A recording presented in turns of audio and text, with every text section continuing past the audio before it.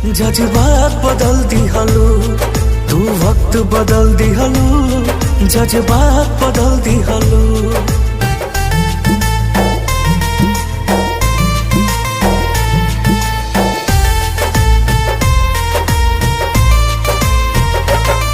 हम सोचले न रही वो दिन दिखौलू तू, मोर दिल के निशाना काके हर तीर चलौलू तू। हम सोचले न रही वो दिन दिखौलू तू, मोर दिल के निशाना काके हर तीर चलौलू तू। ये पूरा कहानी के, ये पूरा कहानी के रातों रात बदल दिहलो, तू वक्त बदल दिहलो, जज्बात बदल दिहलो।